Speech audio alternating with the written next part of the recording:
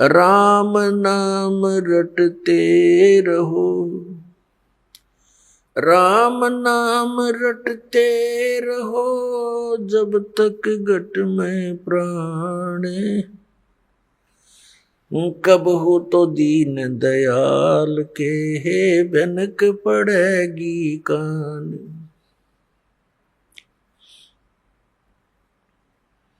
मानुष जन्म पाए कर, जो नहीं रटे हरि नाम। जैसे कुआ जल बिना बनवाया क्या काम।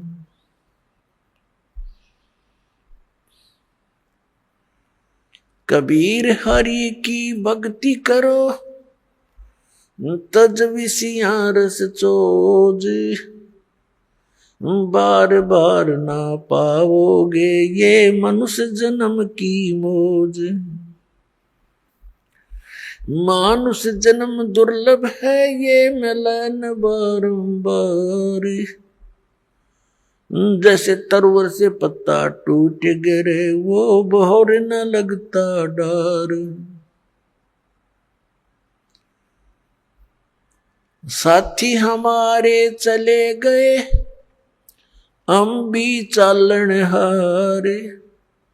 कोई कागज में बाकी रही, तात लगी है वारो।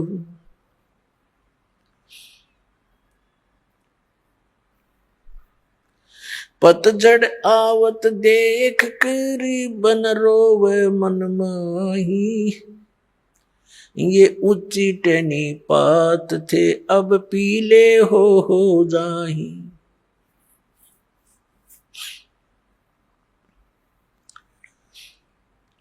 पात झड़नता यूं कहे, सुन भई तरवर राय। अब के बिछुड़े नहीं मिले, न जाने कहाँ गिरांगे जाए। तरवर कहता पात से, सुनो पात एक बात। यहाँ की याहे रीति है, एक आवे एक जात। अब परमात्मा ने कितना मार्मिक तरीके से इस भोली आत्मा जो काल की भांग पिए पड़ी है, कितने मार्मिक ढंग से समझाया है। एक पत्ते और वृक्ष और वन का उदाहरण दिया है। क्या बताते हैं कि मानुष जन्म दुर्लभ है, ये मिले न बारंबार। और जैसे तरवर से पत्ता टूट गया, वो बहोर नहीं लगता डार। उसी स्थिति में एज इट इज दोबारा उस शाखा पर, उस टहनी पे वो दोबारा स्थापित नहीं हो सकता। ठीक इसी प्रकार परमात्मा हमें समझाने की चेष्टा करते हैं कि आप जिस संसार और इस परिवार को, संपत्ति को, शरीर को अपना मान करके यहां बिल्कुल स्थायी होकर बैठे हो, ये ऐसी स्थिति है आपकी, जिस दिन आप इस टहनी से टूट गए, फिर उस घर में, उसी स्थिति में दोबारा आप स्थान नहीं पा सकते। अब क्या बताते हैं कि एक व्यक्ति जो भक्ति नहीं करता, देखो परमात्मा का नाम लेकर भी हम काम वही करेंगे, लेकिन बुराई नहीं करेंगे, केवल कर्तव्य कर्म करेंगे। तो उसके लिए परमात्मा हमें याद दिलाते हैं कि आज आप अपने परिवार में कितने प्यार से रह रहे हो, कैसी ममता आपकी अपने बच्चों में है, आपके मकान में है, रिश्तेदारियों में है। और एक सेकंड में मृत्यु हो जाए, ये तो हो रही है, रोएगी। अब इसको, इस सच्चाई को हम अनदेखा करने की चेष्टा करें तो वही बात है कि बिल्ली को आते हुए कबूतर आंख बंद करके बैठ जाकर मुझे दिखती नहीं, उसकी आंखें बंद कर लेने से वह बिल्ली टल नहीं गई। उसकी अपनी अज्ञान सोच है, वो तो उसने दौड़ धाप उड़ जाना चाहिए था, बच सकता था। तो ऐसे ही ये एक मौत यानी ये स्थिति है आपकी, हम इससे बहुत कतराते हैं और ये फिर भी आके ही रहती है मृत्यु। तो इससे बचने का तरीका भी बताया परमात्मा ने। कबीर ये तन जावेगा, सके तो ठाहर ला, एक सेवा कर संत की, गोविंद के गुण गा। अब इस प्रसंग को थोड़ा सा बाद में लेंगे, पहले समझाते हैं कि फिर ये जैसे आज सारी व्यवस्था आपके पास है और खूब प्रसन्न है, सभी है, और एक सेकंड में मृत्यु हो जाए, ये क्या था? ये क्या है फिर? ये एक धोखा है। हमारे को मूर्ख बनाने का तरीका अपना रखा है इस काल भगवान ने। अब ये जीव के बस की तो बात नहीं, क्योंकि हम तो बंधे पड़े हैं, हमारे बस की बिल्कुल बात नहीं। इसके लिए परमात्मा ने तरीका बताया है। उस तरीके को, उस मार्ग को अपनाएंगे तो हमारा इससे पीछा भी छूटेगा और ये क्रियाएं कर्म भी हमारे जो कर रहे हैं ये भी बहुत सरल हो जाएंगे। अब जैसे किसी ने 5-10 पशु रखे हैं और पहले हाथ से, ऐसे अब भी हाथ वाले बहुत से, उसका चारा काटने की मशीनें हैं, गंडा से बोल रहे हैं हमारे यहाँ। तो एक तो वो हाथ से काम कर रहा है और एक उसने पावर का कनेक्शन ले लिया, बिजली का, और मोटर ली रखे, और फिर देख वो बैठा बैठा देख कर वो कट कट कट कट काट रही है, उठा उठा कर उसमें रखने हैं। और एक जो 2-3 घंटे का काम 20 मिनट में कर हो जाता है। तो इस प्रकार हम जिस अपने परिवार की गाड़ी को स्वयं खींच रहे हैं, उसके लिए इस परमात्मा ने कहा कि तुम इस पर मोटर दरवा लो और बहुत आसानी से रखी जाएगी, और फिर देखना आप भी बैठी हो अंदर और फिर गाड़ी चलेगी। तो हम सभी अपने हिसाब से अपने गाड़ी को खींच रहे हैं। परमात्मा का कनेक्शन मिलने के बाद आपको पावर मिल जाएगी, वो मोटर मिल जाएगी जो उसने बैठा घुमाएगी, चलाएगी अपने आप। तो वो काम भी हल्के होंगे, जिनको हम नहीं कर सकते उसको पावर करती है। तो इस प्रकार वो साधना, वो विधि जिससे उस पावर की यानी परमात्मा की शक्ति आपको प्राप्त हो, जिससे आपकी संसार रूपी परिवार रूपी गाड़ी भी ठीक से चले, तो वो दास आपको बता रहा है। और ये अभी तक किसी को प्राप्त नहीं हुआ, और जिस कारण से हम भगवान की खोज में लगे हुए भी फिर भी उतना ही संघर्ष, उतनी समस्या हमारे घरों पर, शरीर पर बनी रही, क्योंकि हमें वो पावर का कनेक्शन मिला नहीं। और जहां से हमने कनेक्शन ले रखा था उनका पीछे से कहीं पावर हाउस से कनेक्शन नहीं था, वो झूठ बोल रहे थे, वो नकली थे। तो पुण्यात्माओं, प्रसंग चल रहा है कि परमात्मा ने क्या बताया। जैसे एक पत्ता वृक्ष टहनी से टूट कर नीचे गिरता है, और वो गिरता हुआ क्या कह रहा है,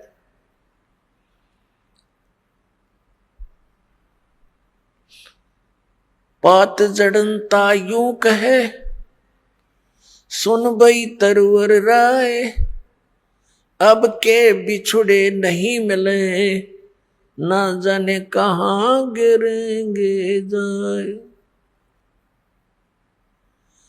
अब वो पत्ता मानो, यानी उदाहरण दे रहे हैं भगवान कबीर परमात्मा, आप जी और हमारे को सतर्क कर रहे हैं कि आप जिस भरे पूरे परिवार से जब यहां से चलोगे, मृत्यु का समय निकट आवेगा। किसी भी कारण से हो सकता है, जैसे कोई रोगी हो जाता है, साध्य रोग हो गया, कैंसर होगी या कोई और बीमारी होगी, परमात्मा की भक्ति कर नहीं रहा वो प्राणी, तो वो मरते समय ये कहा करे, हे भगवान, ये पता नहीं कहाँ ठिकाना होगा। तो भगवान याद दिलाते हैं कि एक परिवार को छोड़कर जो प्राणी जाता है उसकी स्थिति बहुत भयंकर होती है। उसकी ममता, उसकी जकड़ उसी परिवार में जकड़ी रहती है। जो भक्तिहीन और ज्ञानहीन प्राणी होता है वो वहीं फिर पशु पक्षी बनकर, कुत्ता कुतिया बनकर उसी गली में सैर सपट्टे करता रहता है। वो जहां आशा ता बासा होई, मन कर्म वचन सुमरियो सोई। पात जड़नता यूं कहे सुन भी तरवर राय, अब के बिछुड़े नहीं मिले न जाने कहां गिरेंगे जाए।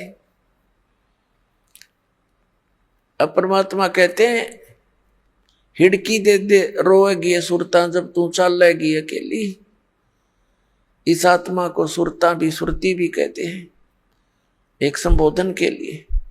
कहते हैं प्यारी आत्मा, जब तू पूरे परिवार ने छोड़ के अकेली यहां से जाएगी, जब तू पछाड़ खा खा टक्कर मार मार रोएगी डकरा डकरा के, तेरी कोई नहीं सुनेगा।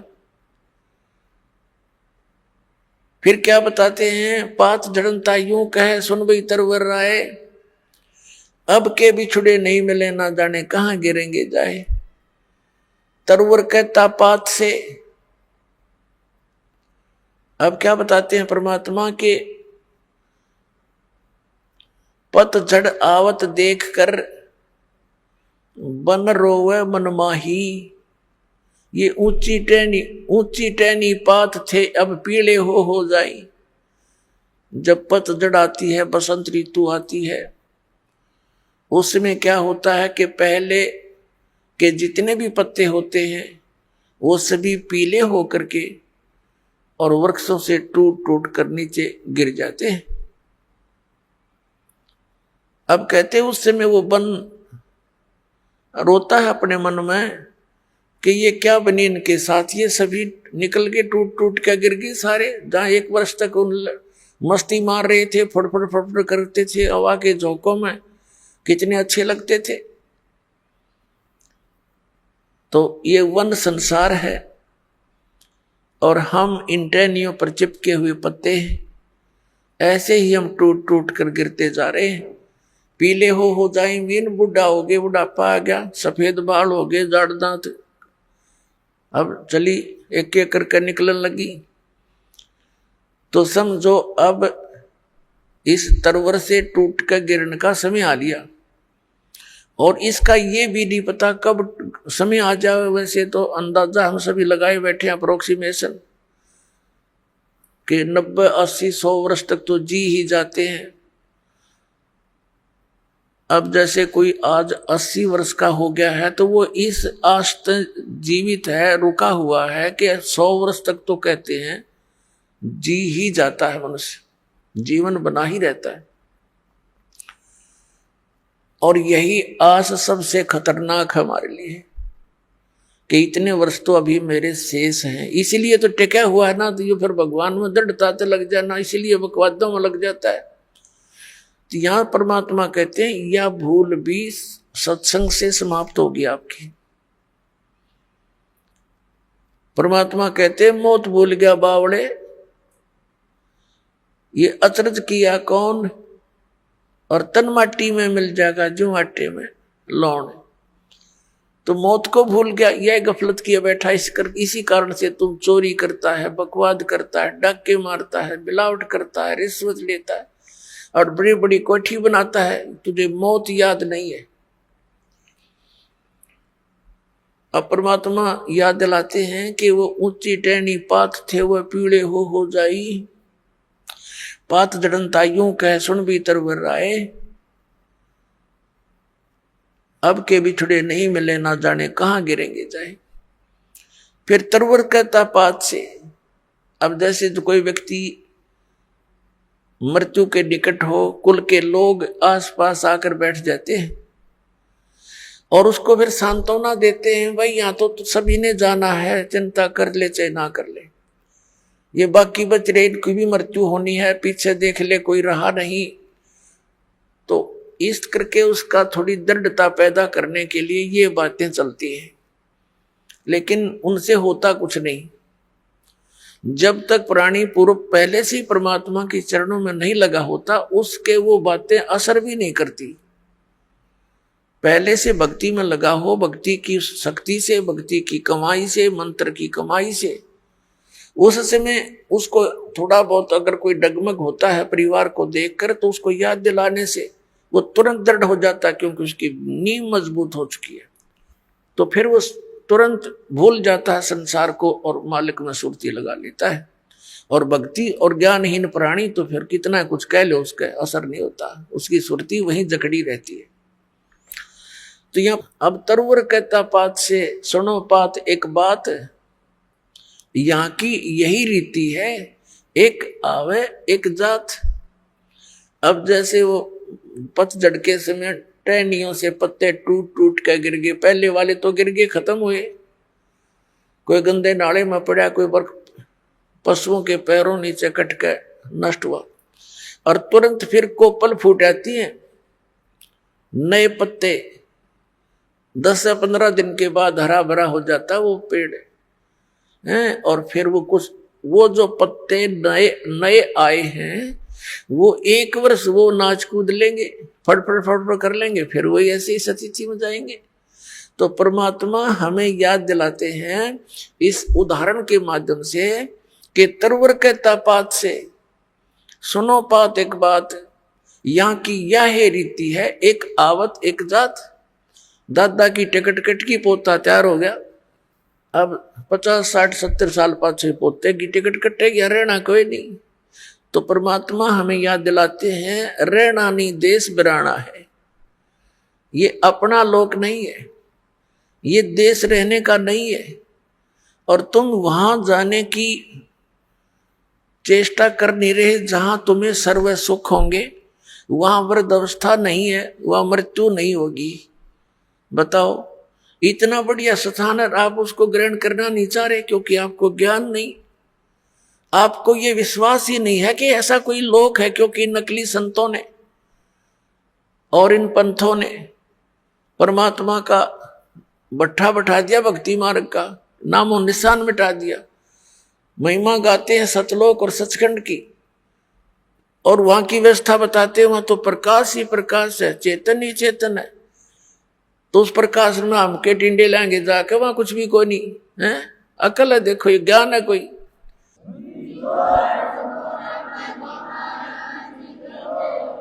कैसे रुचि बनेगी वहां जाने की? कहते आत्मा उसमें ऐसे मिल जाती है जैसे बूंद समुद्र में। कोई बात हुई है कई प्रमाण ऐसा परमात्मा के ज्ञान में? तो वहां पूरी व्यवस्था है उसकी, तो यह नकल है, डुप्लीकेट माल है ये सारा, यहाँ का एज इट इज सृष्टि है। और लेकिन वहां का जो मटेरियल है, वहां का जो पदार्थ है, वो अमर है, वो नष्ट नहीं होते। जैसे एक सैंपल है वहां से, गंगा का जल सतलोक से आया हुआ है। इसके विषय में ना ब्रह्मा को पता, ना विष्णु को, ना इन ऋषि पिषियों को, ये तब बहुत नीचे सतर की कहानी है इनकी। तो ये परमात्मा ने एक सैंपल भेज रखा है कि हमारा मटेरियल ऐसा पदार्थ है वहां पर। इस गंगा के जल को आप कहीं रख लो उठा के, साइंटिस्टों ने सिर मार कर देख लिया, इसका कोई लक्षण ढूंढ नहीं सके किस कारण से है ये। तो परमात्मा की महिमा को ये साइंस क्या समझ सकती है? ये साइंस परमात्मा के मटेरियल से बने हुए साइंटिस्ट भगवान भूल गए, नास्तिक बनने लगे। तो इस कलयुग में हमें एक सबसे बड़ी खुशी और सहयोग इस शिक्षा का ये है कि हम भगवान पहचान सकते हैं, अन्यथा इसकी कतई जरूरत नहीं थी। इससे क्या बना लिया? परमाणु बम बना लिया, हवाई जहाज बना ली, कार बना ली, सारा दिन फुर फुर, और शांति एक पल की भी नहीं। जहां माया का प्रवेश है वहां शांति नहीं हो सकती। ये अपना पल्ला गांठ लगा लेना, शांति हुएगी।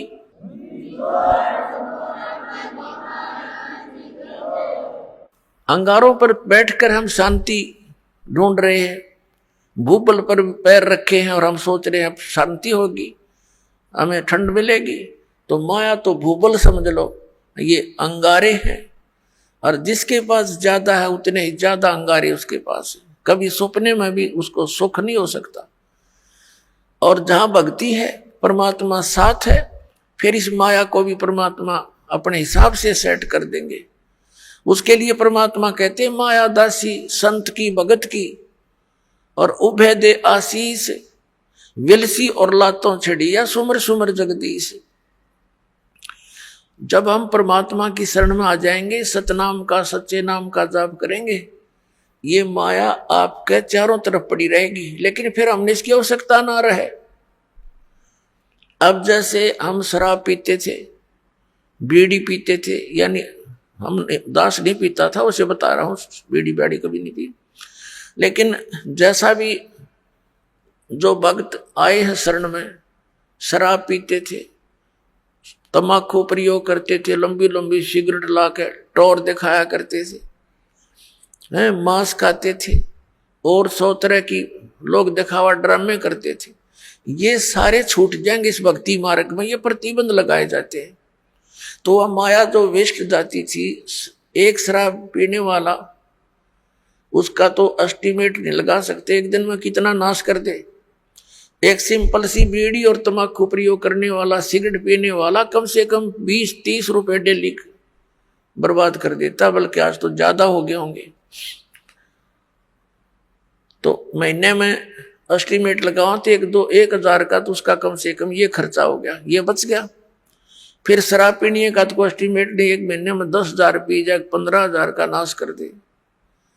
तो वो ऐसे जो हम लोग दिखावा और ये अपना अननेसेसरी वस्तुओं का प्रयोग करते थे, वो खत्म हो जाएगा। फिर वह माया आपके चारों तरफ लौटी रहेगी, थोड़े से काम में और खूब गुजारा होगा।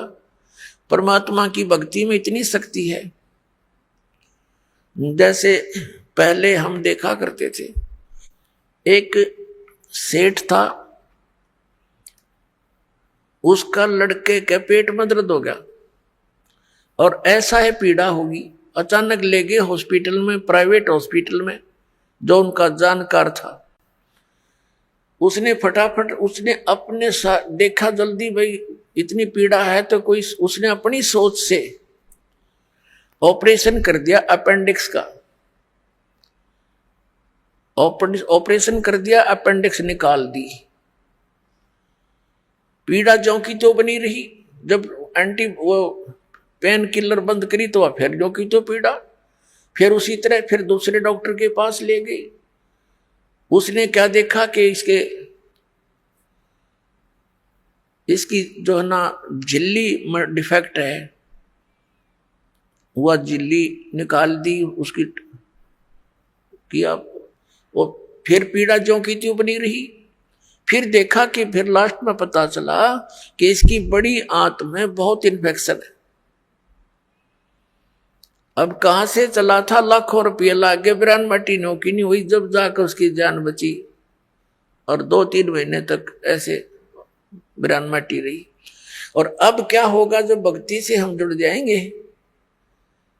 पुण्यात्मा, इसलिए भगवान की तलाश की जाती है, क्योंकि हम बहुत युगों से पापों का ढेर लगाते आ रहे हैं। पाप के प्रभाव से थोड़ा बहुत हानि शरीर में भी होने लगती है, तो थोड़े ही ट्रीटमेंट में 100 रुपये की दवाई में आप स्वस्थ हो जाओगे, और नहीं तो लाखों लाख का पीछा छूटर मौत भी हो जाए। तो इस प्रकार परमात्मा आपको सहयोग देने लगेगा। ये दास का बहुत बिटर एक्सपीरियंस है इस मार्ग में, क्योंकि तभी इस मार्ग को, परमात्मा के मार्ग को, उसके आदेश को आप तक पहुंचाने की चेष्टा की है कि इससे बहुत लाभ मिलेगा आपको। ऐसा लाभ मिलेगा आप सोच नहीं सकते।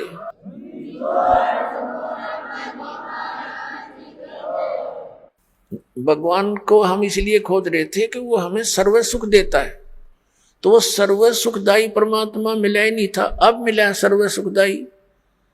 अब ये सुख ही सुख देगा, यहां दुख हो ही नहीं सकता। जैसे बर्फ है, एसी रूम है, वो ठीक चल रहा है तो उसमें गर्मी का काम क्या। तो ऐसे परमात्मा का ये कनेक्शन मिलने के बाद आपके परिवार में नो सोच ले, गर्मी के दिनों में एसी लग गया और वो सर्दियों में भी काम करेगा, यानी ऑटोमेटिक है परमात्मा का सिस्टम, आपके हर तरह से सुख देगा।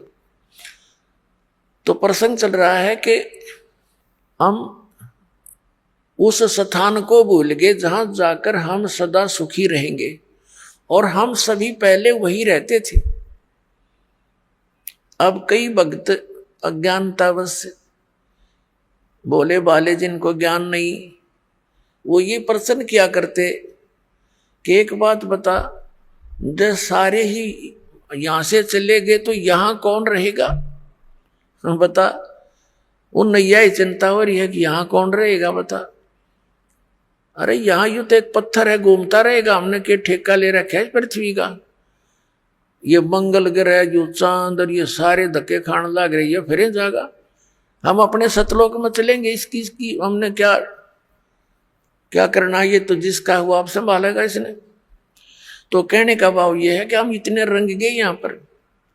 जैसे एक भक्त बोला बाला, उसके घर उसकी पत्नी बहुत बीमार थी, पर बहुत समस्या में थी, हर तरह से तकलीफ थी। परमात्मा की दया हुई, दीक्षा ली, भगवान की कृपा से वो स्वस्थ हुई। उसको समझाने लगे, भाई नाम ले ले भक्त, नहीं तो भक्ति ना करने से पशु बनोगे, जोटा बनेगा। वो जोटा बुग्गी ले रहा था, उससे कहा भाई फिर जोटा बनेगा तो न्यू बोला, महाराज जी जोटा भी तो बनना चाहिए, फिर बुग्गी में कौन चलेगा? इसने बुग्गी की चिंता हो रही। मैं कहा अच्छा भाई, तो बुग्गी खातिर कर ले काम। फिर उसे उपदेश ले लिया उसने। लेकिन हमारी धारणा ऐसी बनी हुई है कि यहां ऐसे कैसे होगा। तो पुण्यात्माओं, परमात्मा की इस मार्ग को बहुत गहराई से समझो।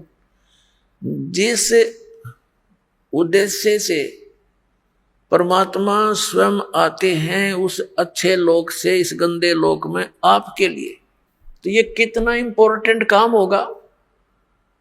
एक ऐसे वैसे तो भगवान इतनी दूर से आए नहीं, आपको ये ज्ञान देने के लिए कि तुम यहाँ के रहने वाले नहीं हो, सतलोक में एक बहुत सुख है, और जिस सुख को तुम यहाँ खोज रहे हो ये तुम्हें 1000 लाख करोड़ वर्ष खोजते रहो तो नहीं मिले, एक जन्म की तो बात छोड़ो।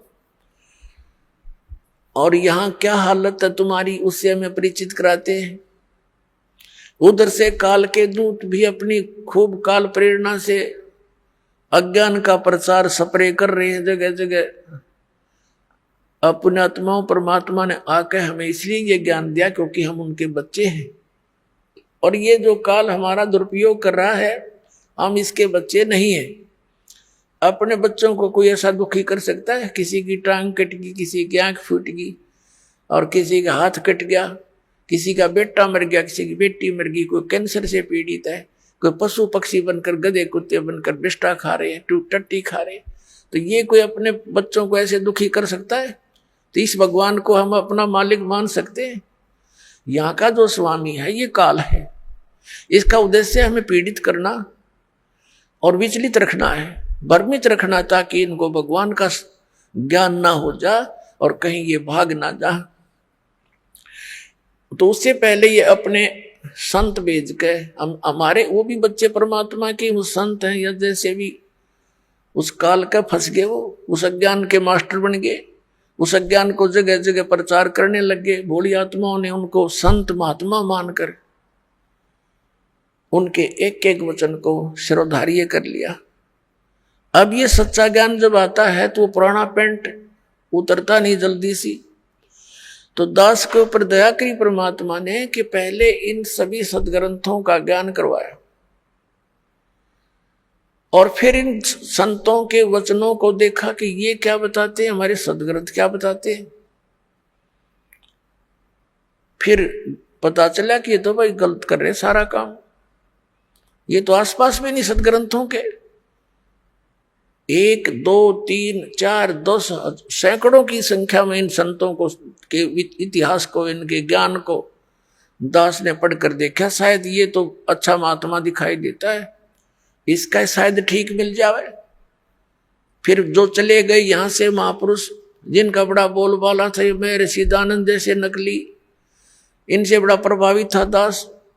और दास ने इसके सत्यार्थ प्रकाश को इस उद्देश्य से इस तत्व ज्ञान की प्राप्ति के बाद पढ़ा। पहले भी पढ़ते थे, पहले समझ में नहीं आता था कुछ भी कि महापुरुषों की वाणी हम नहीं समझ सकते, ये सोच कर रख देते थे इसको।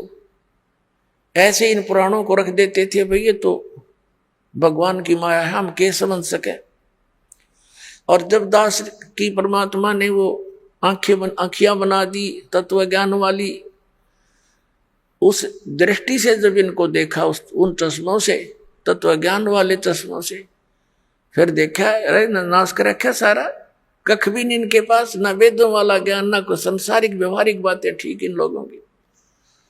तो बड़ा चिंता का विषय बना। और इस सत्यार प्रकाश को दास ने इसलिए पढ़ा था कि ये महापुरुष का लिखा हुआ है, और इस महापुरुष के विचारों को सभी मानते हैं, और हो परमात्मा दया कर दे और कबीर परमेश्वर के वचनों का समर्थन मिल जाए, तो मुझे ये ज्ञान आगे बढ़ाने में घड़ी सुविधा हो जाएगी कि देखो सत्यार प्रकाश में महर्षि दयानंद ने भी ऐसा ही बोला है। अब देखा तो महर्षि दयानंद ऐसा नकली पाया को देखा को नहीं मैंने, और तेरा गजब भैया, एक भी व्याख्या वेदों और किसी से भी नहीं मिल रही, सदग्रंथों से, तो बड़ा दुख हुआ।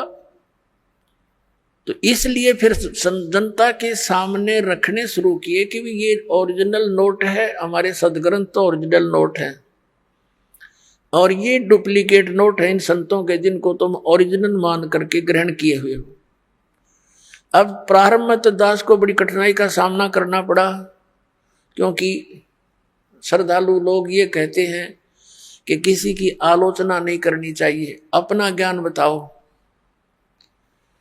अरे अपना अपना सारे बताओगे तो सबका अपनी अपनी डफली, अपना अपना राग, फिर वो ज्ञान के रह गया तो जो जैसा कहेगा वो तो ऐसा चल ही रहा था। फिर पुण्यात्माओं, जैसे एक बार किसी ने 500 के नोट नकली छाप लिए और वो मार्केट में पहुंच गए, उनका पता लगा सरकार ने, तो फिर जनता को ठगने से बचाने के लिए एक समाचार पत्रों के माध्यम से, टीवी के माध्यम से ओरिजिनल और डुप्लीकेट दोनों दिखाए, उनकी भिन्नता बताई, ओरिजिनल ऐसा होता है, डुप्लीकेट ऐसा होता है।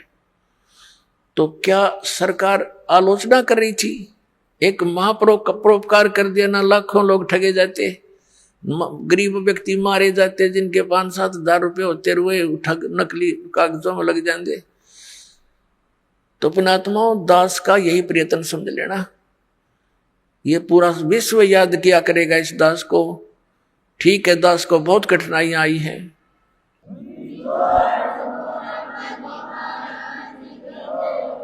इस सच्चाई को ऊपर लाने के लिए, इस ज्ञान को उठाने के लिए सहयोग तरह कबीर भगवान का, लेकिन दास उसका बैल है और उसी के सहारे से इसको गाड़ी को खींचकर पटड़ी पर चढ़ाया है। पहले तो खाचे में कीचड़ में डाल रखी थी, और इसमें बहुत से संकट दास के ऊपर आए हैं। साथ में हमारे बच्चे जो परिचित हो गए थे, उन्होंने बड़ा सहयोग दिया अपने बहन भाइयों को समझाने का, वहां तक ये संदेश भगवान का पहुंचाने में बहुत सहयोग दिया है। और आपका भी फर्ज बनता है, ये सच्चाई है और सच्चा ज्ञान है, इससे पूरे विश्व में शांति होगी। प्रत्येक प्राणी का कर्तव्य बनता है पहले आप अच्छी तरह समझे दास के विचारों को और शरद ग्रंथों को, और उन महापुरुषों के विचार जो दास आपके रूबरू कराता है कि उन महापुरुषों ने भी ऐसी साधना की, उनसे उनका मोक्ष हुआ। तो उनको अच्छी तरह समझकर फिर आप लगो और साथ में औरों को भी ट्राई करो प्यार से। ये मार्ग कोई बलपूर्वक कराने का नहीं होता, ये ज्ञान से होगा। और काल भगवान ने एक प्रार्थना की थी परमात्मा के समक्ष, कबीर जी के समक्ष, कि हे परमात्मा, आप चौथे युग में जितना चाहो जीव ले जाना, लेकिन एक दया करना परमात्मा के जोर जबरदस्ती ना करना। सतकल युग में जब आप ले जाओ, अपना ज्ञान देना, आपका ज्ञान ग्रहण करें, वो आपके हो जा, और मेरे ज्ञान को माने वो मेरे पास रह जा, मेरा आहार बने रहे, जबरदस्ती ना करना। और अपना ज्ञान समझा के कितने ले जाना। अपनात्मा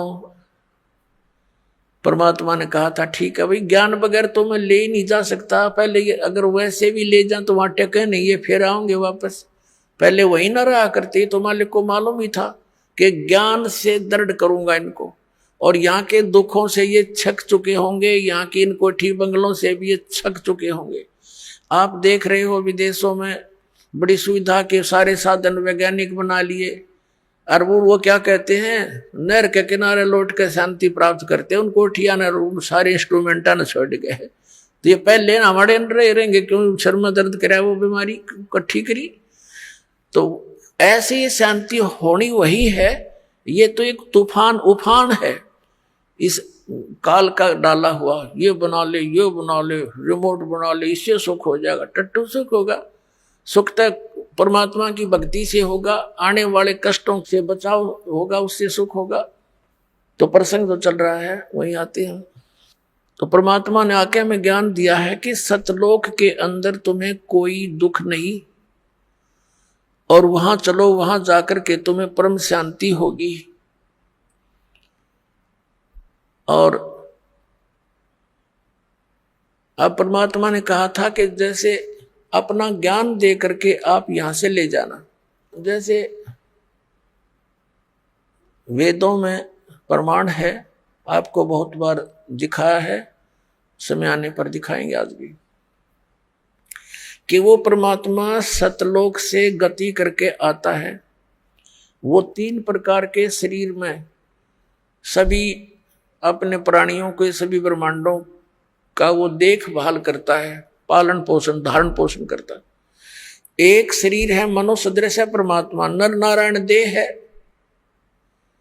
ये शरीर मनुष्य को भी परमात्मा जैसा ही मिला है, लेकिन उसकी सामर्थ्य, परमात्मा की शक्ति, उसका नूर वहां पर विशेष है, अलग है, हमसे ज्यादा, इसलिए तो परमात्मा है। एक आत्मा एक परमात्मा, तो अपने आप 2 हो गए, एक श्रेष्ठ आत्मा, एक आत्मा सिंपल। तो ऐसे एक राजा, एक मनुष्य, एक नागरिक है, एक राजा है, शकल दोनों की एक जैसी है, मनुष्य ये दोनों हैं, लेकिन उसके सामर्थ्य में दिन और रात का अंतर है।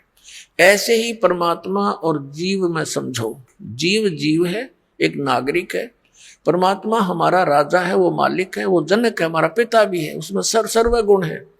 तुमेव माता च पिता तुमेव बंधु च सखा तुमेव, तो उसके अंदर सभी गुण है परमात्मा के अंदर, वो सबका भ्रातर भी वही है, माता यानी जनक भी वही है, पालक पिता भी वही है, बंधु असली साथी भी वही है, और मित्र भी वही है, बंधु यानी भाईचारा वही है। तो उन्होंने, उस परमात्मा ने हमें ये ज्ञान दिया कि तुम सतलोक के रहने वाले हो, फिर तुम वहां चलो। तो काल ने कहा था कि आप अपना ज्ञान देकर ले जाना, परमात्मा जोर जबरदस्ती ना करना। अब जैसे ये परमात्मा सचखंड से चलकर आता है, वो 3 प्रकार से अपने जीव शरीर की स्थिति में 3 प्रकार के शरीरों में काम करता है, मनुष्य सदृश ही है वह। जैसे एक शरीर में तो सतलोक में रहता है, स्थायी रूप में, करोड़ सूर्य मिला दे, करोड़ चंद्रमा उसके एक रोमकूप में, इतनी रोशनी है, वो भी फीकी पड़ जा समझो। और तख्त पर विराजमान है, जैसे राजा बैठता ऐसे मुकुट वगैरह धारण करके परमात्मा, ऊपर सफेद छत्र है, सफेद मुकुट है परमात्मा का, सफेद ही सिंहासन है सारा उसका, वहां विराजमान है। और दूसरे रूप में वो क्या करता है, एक तो शिशु रूप धारण करके प्रत्येक युग में आता है, और एक सरोवर के ऊपर कमल के फूल पर विराजमान होता है, वहां से कोई निसंतान दंपति उनको ले जाते हैं। प्रत्येक युग में ऐसी लीला। और फिर वो कंवारी गायों का दूध पीता है, कंवारी गाय दूध देती है, परमात्मा पीते हैं, उनकी परवरिश की लीला ऐसे पूरी होती है। उन कंवारी गायों में दूध कहां से आता है? सतलोक से आता है। और फिर ये तो मालिक की दूसरी स्थिति हुई शरीर की, फिर धीरे धीरे बड़े होते हैं, छोटी आयु में ही प्रचार शुरू कर देते हैं, परमात्मा अपने 2 उद्देश्य लेकर आते हैं।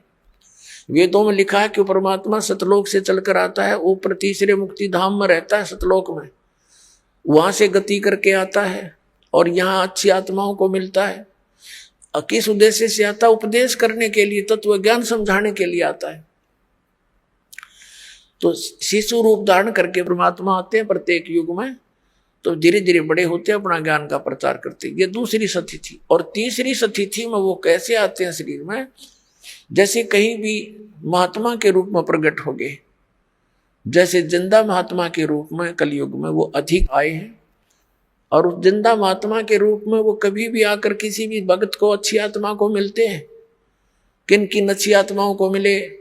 आदरणीय धर्मदास साहिब जी, आदरणीय मलुकदास साहिब जी, आदरणीय नानक साहिब जी, आदरणीय दादू साहिब जी, आदरणीय गरीबदास साहिब जी, गांव छुड़ानी, जिला दद्दर हरियाणा वाले, आदरणीय घीसा दास साहिब जी, गांव खेखड़ा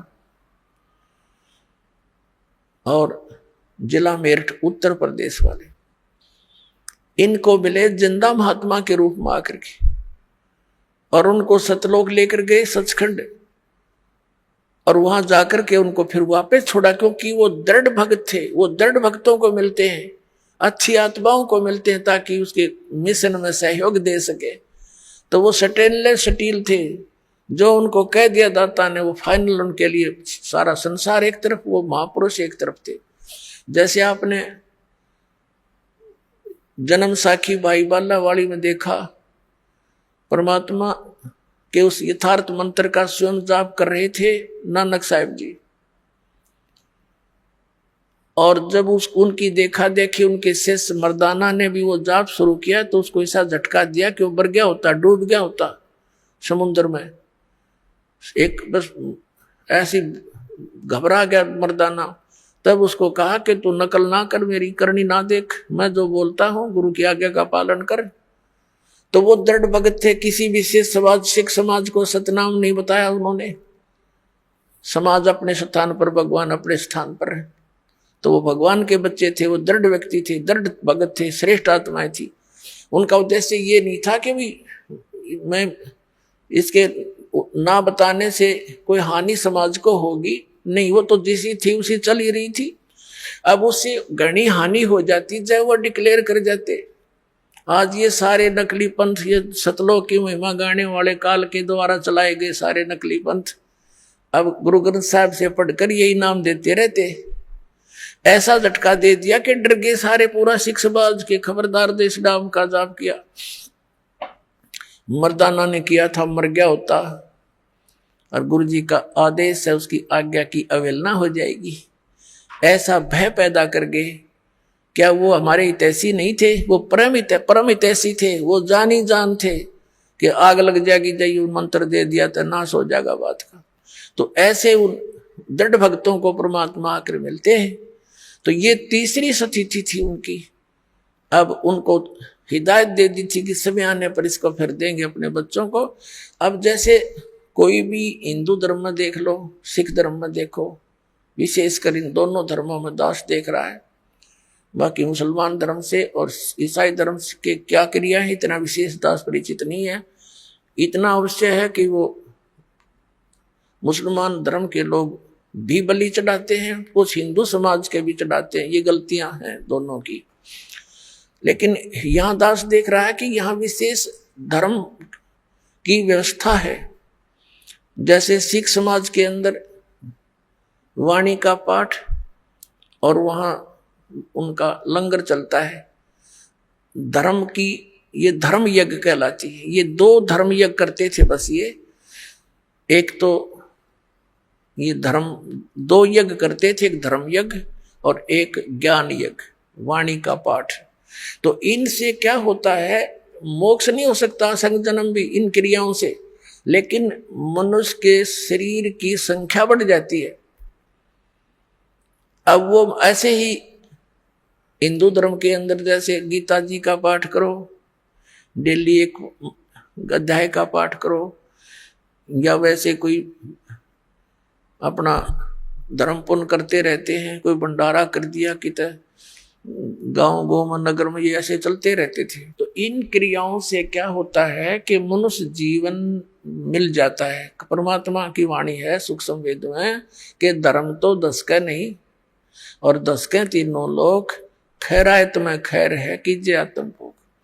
और दूसरा ये था, तो उससे क्या होता है, जैसे यज्ञ है ये ग्लूकोज है, एक रोगी है, जैसे दास ने बताया कि हमारे जन्म और मृत्यु का दीर्घ रोग लगा हुआ है। ये दीर्घ रोग उसी ट्रीटमेंट से कटेगा जो महापुरुषों ने खुद प्रयोग किया और परमात्मा ने आकर बताया।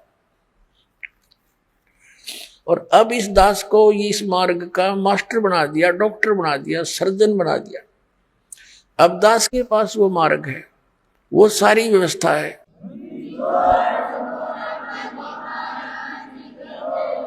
और उन महापुरुषों ने क्या किया कि इस पूरे मानव समाज का ग्लूकोज लगा दिया। ग्लूकोज जो होता है ये रोग नहीं नाश करता, ये शरीर को नष्ट होने से बचाता है, पानी की अक्षति पूर्ति करता है। जैसे सर्जन यानी डॉक्टर कई बार गया हो, कोई इमरजेंसी केस आ जाते हैं, ये कंपाउंडर और दूसरे उनसे पूछते हैं जी ऐसे ऐसे मरीज है क्या करें, तो कहता है इसको ग्लूकोज लगा दो और ये इंजेक्शन लगा दो, तब तक मैं आता हूं। तो वो घंटे 2 घंटे या अगले दिन भी आता है, तो वो ग्लूकोज लगाने से वो शरीर उसका नष्ट नहीं होता, और आके फिर वो चेक करके उसको जो ट्रीटमेंट देना है वो डॉक्टर देगा। रोग कटेगा उस डॉक्टर के उस ट्रीटमेंट से या ऑपरेशन से, जो भी वो चाहेगा, सर्जरी से। ग्लूकोज उसकी रक्षा करती रही, शरीर का नाश नहीं होने दिया।